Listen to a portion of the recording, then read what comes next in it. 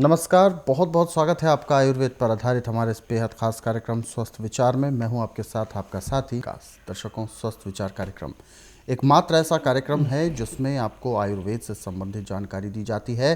साथ ही साथ घरेलू नुस्खे और विशेष उपचार भी आपको बताए जाते हैं। कैसे आप अपना रोग आप अपने घर पर बैठे ही दूर कर सकते हैं, बस छोटे छोटे नुस्खे आजमा कर, छोटे छोटे उपाय करके। और ये सारी चीज़ें आपके रसोई घर में आसानी से उपलब्ध होती हैं। क्या है वो नुस्खे, क्या है वो उपचार, वो सब इस कार्यक्रम में आपको बताए जाएंगे।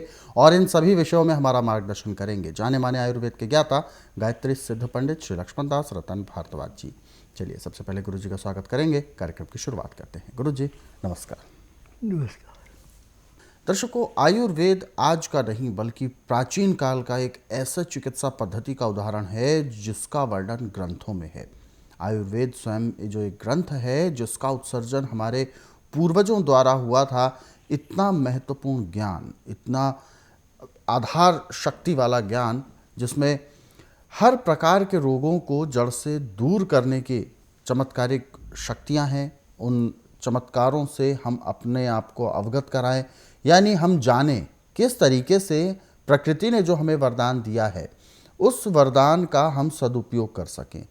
वनस्पति, फूल, पत्ते, छाल, पेड़ पौधे, फल, सब्जियां, ये सब चीज़ें प्रकृति द्वारा हमें दी गई हैं। और हर एक चीज़ में कुछ ना कुछ गुण, जैसे औषधि गुण कहते हैं, औषधि तत्व मौजूद होते हैं। और ये मनुष्य के शरीर के लिए बहुत ज़्यादा लाभदायक होते हैं। हर प्रकार के रोगों से लड़ने के लिए अलग अलग औषधि तत्वों की आवश्यकता होती है। लेकिन कौन सी औषधि हमें कौन से रोग के लिए चाहिए, कौन सा रोग इससे दूर होगा, ये सारी जानकारी आपको इस कार्यक्रम के माध्यम से दी जाती है। और इसीलिए हम आप सभी को ध्यान भी दिलाते हैं, जब भी आप इस कार्यक्रम को देखने बैठें, कॉपी और पेन लेकर ज़रूर बैठा करें। जो भी नुस्खे आपको बताए जाएं उनको आप लिख ज़रूर लें। चलिए आगे बढ़ते हैं और शुरू करते हैं अपने नए विषय पर चर्चा। गुरु जी, आज के इस अंक में हम बात करने जा रहे हैं आधा सिर का दर्द। एक ऐसी समस्या जिसमें व्यक्ति को जब ये सिर दर्द होता है तो व्यक्ति अपने आपे में नहीं रहता है और पूरा शरीर का सारा ध्यान उसका केवल सिर की ओर रहता है। जैसे तैसे करके सिर को पकड़ के बैठ जाता है, पूरा शरीर काम करना एक तरह से बंद कर देता है। तो सबसे पहले मैं ये जानना चाहूँगा, असहनीय दर्द, आधे सिर का दर्द जो उत्पन्न होता है, इस रोग को किस रोग की परिभाषा दी गई है? क्या है ये रोग, किस तरह उत्पन्न होता है और इसके क्या निवारण होते हैं? देखिए, आधे सिर के दर्द होने का सबसे बड़ा कारण तो यह है कि हम सफ़र कर रहे हैं और हमें पेशाब आया है। जी। सुबह का टाइम है, सूर्य उदय हो रहा है, लालगी सूर्य पे। पेशाब करती दफ़ा गलती से कहें या जानबूझ कर कहें कि सूर्य के देखते हैं, आपकी दाहिनी साइड सिर दर्द होगा आधे हिस्से में। और जैसे जैसे सूर्य बढ़ता जाएगा वैसे वैसे दर्द बढ़ता जाएगा। फिर जैसे जैसे सूर्य ढलता जाएगा वैसे दर्द कम होता जाएगा। सूर्य अस्त होने के बाद तो दर्द बंद हो जाता है। और यही क्रिया बाईं साइड की है। शाम को जब सूर्य पश्चिम में अस्त होने लगता है, उस टाइम भी यदि आप खुले में पेशाब कर रहे हैं और सूर्य की तरफ निगाह पड़ जाती है लालगी उसमें, तो आपको सिर दर्द लाजमी होगा आधे सिर का। आप जितने मर्जी उपाय करें, गोलियां खाएं, जो मर्जी करें, ये सुन्न नहीं होता। इंजेक्शन लगा के आदमी को बेहोश करते हैं, बस इतना फर्क पड़ता है। परंतु स्वास्थ्य विचार एकमात्र आश्रम ऐसा है कि इसमें टेम्परेरी इलाज कोई नहीं किया जाता, परमानेंट इलाज किया जाता है। अब इसके उपचार के लिए 3 चीज़ों का प्रयोग बहुत ज़रूरी है। ऐसे 4 चीज़ें होती हैं: चुड़ाई, जटामासी, गाय का दूध और गाय का घी। आप 10-10 ग्राम बथुए का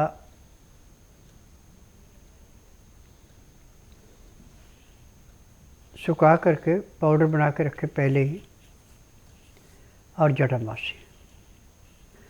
अब इनको कपड़े से छान लें, मोटा कण नहीं होना चाहिए। अब इसको गाय के दूध और थोड़ा पानी मिला के इसकी लेस ही बना दें। अब इस लेई को बनाने के बाद पानी की मात्रा थोड़ी और बढ़ा दें, बिल्कुल पतला कर दें। ये आप ऐसे समझें कि जैसे गाढ़ी लस्सी होती है, ऐसे गाढ़ा बन जाए। अब इसमें 100 या 150 200 ग्राम घी, जो भी आपके पास गाय का हो, उसमें इसको डाल के धीमी आंच पे इतना उबालना है कि जो पानी था वो सारे का सारा सूख जाए। अब घी जो आपने डाला था 100 ग्राम था, तो 100 का हमें 70 ग्राम चाहिए।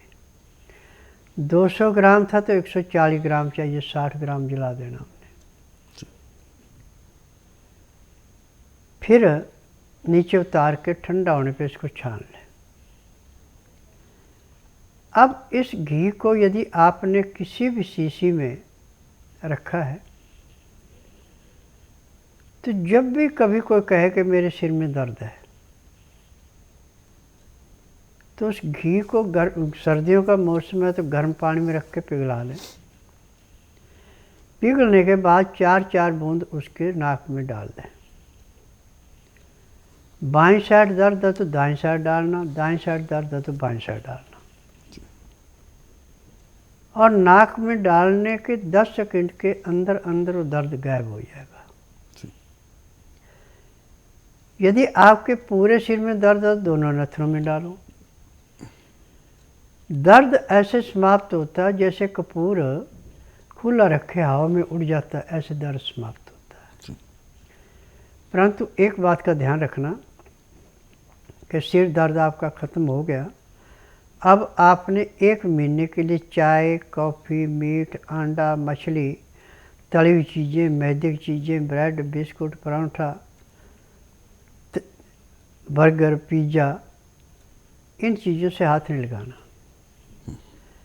जिस आटे की रोटी खानी उसकी चोकर नहीं निकालनी, जो दाल या सब्जी आपने खानी उसका छिलका नहीं निकालना। उसके साथ बना के यदि आप खाना खाते हैं और खाना खाते समय 2 गिलास गर्म पानी, लहसुन, प्याज, अदरक का रस मिला के पीते हैं, उसका तरीका है कि पहले 2-4 गिराई खाना खाया, फिर 2 घुट पानी पिया, फिर 2-4 गिराई खाना खाया, 2 घुट पानी पिया। पानी पीने में, खाना खाने में यदि आप 1 घंटा लगा देते हैं तो आपको ज़िंदगी में कभी कोई रोग हो भी नहीं सकता। अब दिन का खाना खा रहे हैं तो खाना खाने के बाद 5 मिनट के लिए आप वज्रासन बैठें। 5 मिनट के बाद 10 मिनट घूम करके आप शवासन लेट जाएं। 20 मिनट के बाद बाईं साइड करवट लें 5 मिनट के लिए, फिर 3 मिनट के लिए दाईं साइड करवट लें। अब उठ करके आप काम करेंगे तो आपके शरीर में इतनी चुस्ती होगी जैसे आप 8 घंटे की निद्रा पूरी करके उठे। अब रात का खाना दिन अस्त होने से पहले खा लें, सोने पे सुहागा, नहीं तो दिन अस्त होने के 1 घंटे के अंदर खाना अति आवश्यक है। उसके बाद खाना खा के 5 मिनट के लिए वज्रासन बैठें, फिर उठ करके कम से कम आधा घंटा आप सैर कर लें जी। उसके बाद आप घंटा 1.5 घंटा विश्राम करें। उसमें परिवार से, रिश्तेदारी से, अड़ पड़ोस से जहाँ भी बातचीत करनी हो करें, या धार्मिक किताबें पढ़ें या धार्मिक सीरियल देखें। रात ठीक 9 बजे सो जाएं, सुबह ठीक 4 बजे उठ करके आधा घंटा कपालभाति, 8-10 बार अग्निसार, 15-20 बार उज्जयी, 25-30 बार ब्राह्मणी, 5 मिनट कुंभक, 1 घंटा लोन विलोम करना अति आवश्यक है।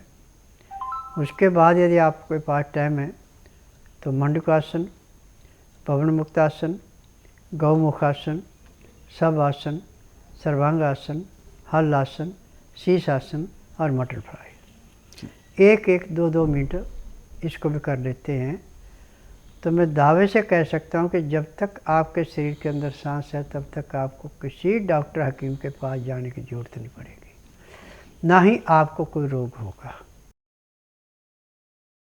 मेरा नाम आशा खन्ना है।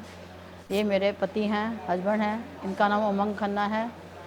20 साल से ये इलाज करवा रहे हैं सभी हॉस्पिटलों में। यूनानी दवाई भी खाई, आयुर्वेदिक भी खाई, एलोपैथी भी खाई, कुछ आराम नहीं आया। फिर हमने टीवी पे बाबा जी का प्रोग्राम देखा तो हम यहाँ आए। यहाँ हमने नाड़ी परीक्षण करवाया, उसके बाद एक्वापंचर करवाया। इनको काफ़ी आराम है। पहले इनके हाथ कांपते थे, सामान कुछ पकड़ नहीं सकते थे, अब सब कुछ पकड़ लेते हैं, ठीक ठाक चल लेते हैं। धीरे धीरे अब चलने लग गए हैं। कमर में दर्द भी कम हो गई है, घुटनों में दर्द बहुत कम हो गया है। बाबा जी का बहुत बहुत शुक्रिया कि हम यहाँ आए, उन्होंने हमारा इलाज किया। मेरा नाम प्रशांत सिसोदिया है और हम गांव सपनावत, डिस्ट्रिक्ट हापुड़, यूपी से आए हैं।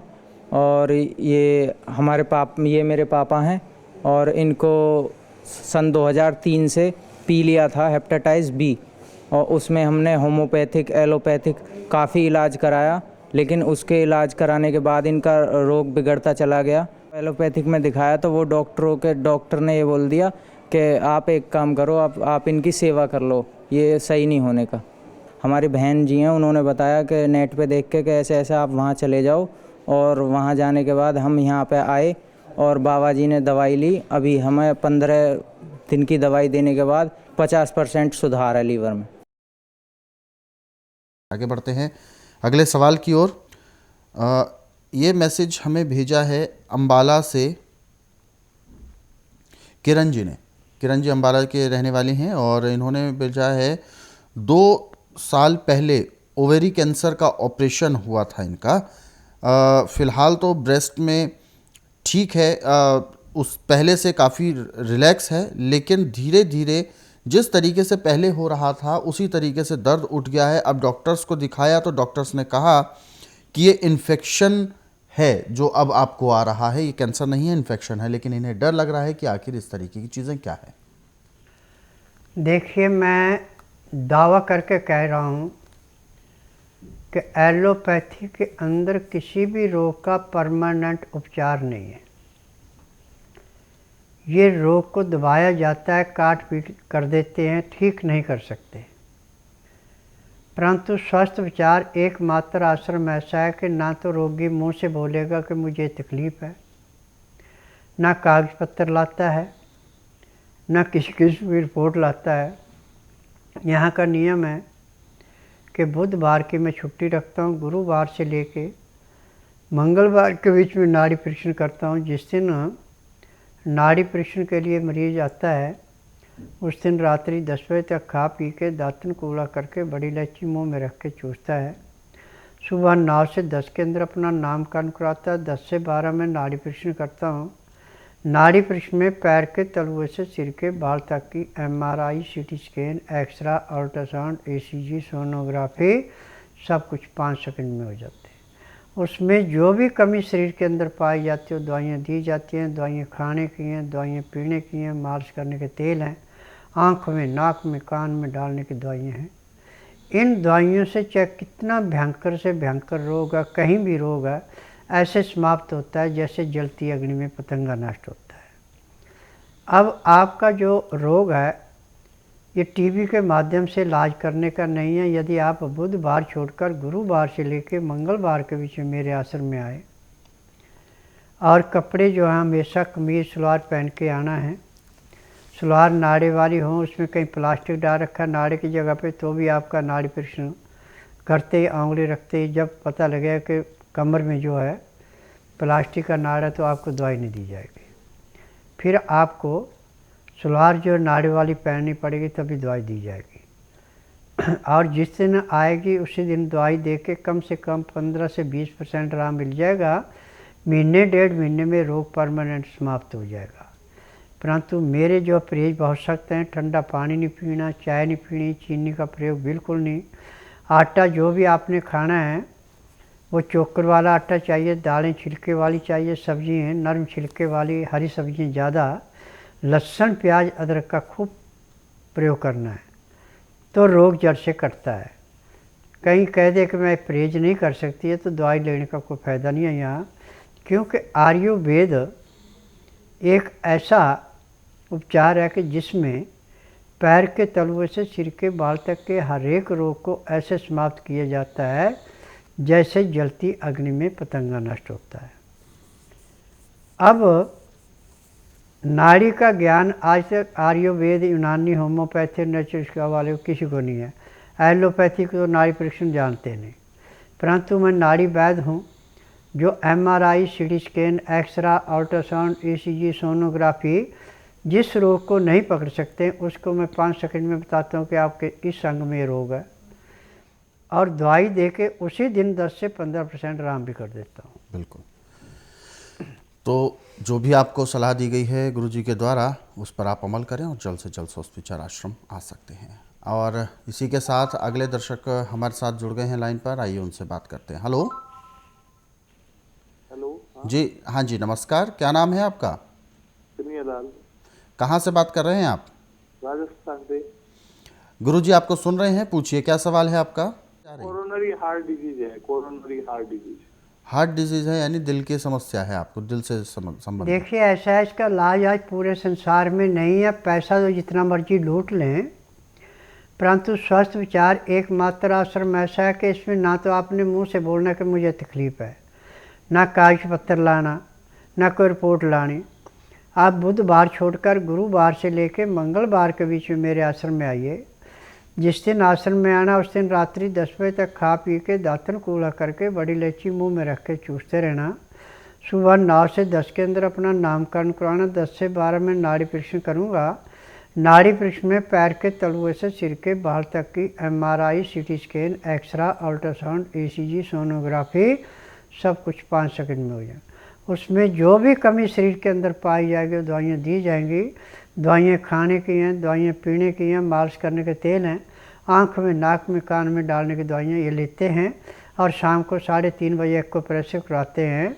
तो उसी दिन हार्ट में कम से कम 20 से 25% का आराम ज़रूर मिलेगा। महीने 1.5 महीने में आपको हार्ट में किसी किस्म की तकलीफ़ नहीं रहेगी, न दवाई खानी पड़ेगी।